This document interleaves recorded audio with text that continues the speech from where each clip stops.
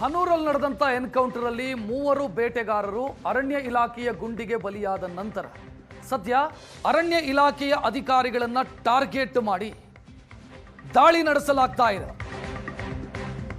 3 encounter ಆದ ನಂತರ ಚಾಮರಾಜನಗರದಲ್ಲಿ ಹನೂರು ಸುತ್ತಮುತ್ತ ಅರಣ್ಯಾಧಿಕಾರಿಗಳ ಕ್ಯಾಂಪ್ ಅನ್ನು ಸ್ಫೋಟಿಸಿ ಪ್ರತೀಕಾರ ತೀರಿಸಿಕೊಳ್ಳಲಾಗ್ತಾ ಇದೆ. ಬೇಟೆಗಾರರನ್ನು ಕೊಂದಿದ್ದಕ್ಕೆ ಅರಣ್ಯಾಧಿಕಾರಿಗಳನ್ನು ಅರಣ್ಯ ಇಲಾಖೆಯ ಕ್ಯಾಂಪ್ಗಳನ್ನು ಕಳ್ಳಬೇಟೆ ಕ್ಯಾಂಪ್ಗಳನ್ನು ಗುರಿಯಾಗಿರಿಸಿ ಜಿಲೆಟಿನ್ ಮತ್ತು ಡೈನಮೈಟ್ ಬಳಸಿ ಬ್ಲಾಸ್ಟ್ ಮಾಡಲಾಗಿದೆ.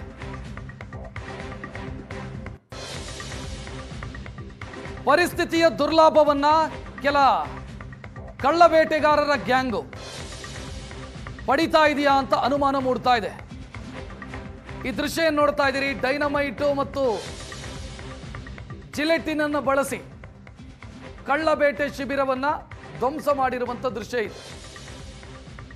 ಸುಮಾರು 6 ಕಡೆ ಈ ರೀತಿ ದಾಳಿಯಾಗಿದೆ. ಅರಣ್ಯಾಧಿಕಾರಿಗಳು ಮಾಹಿತಿ ಕೊಡ್ತಾ ಇದ್ದಾರೆ.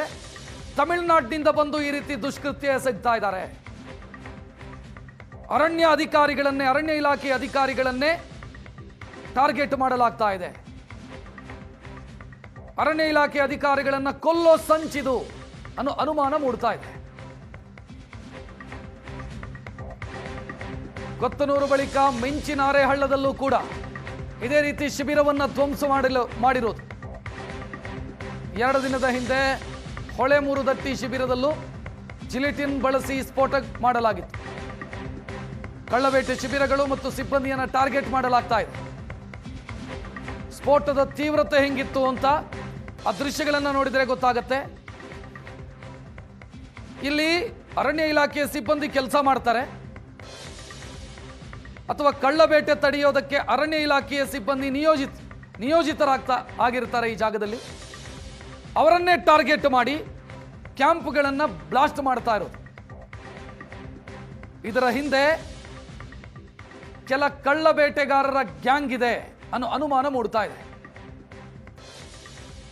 ಅರಣ್ಯಾಧಿಕಾರಿಗಳ ಮೇಲೆ ಪ್ರತೀಕಾರ ತೀರಿಸಿಕೊಳ್ಳುವಂತ ಪ್ರಯತ್ನದ ಭಾಗ ಇದು.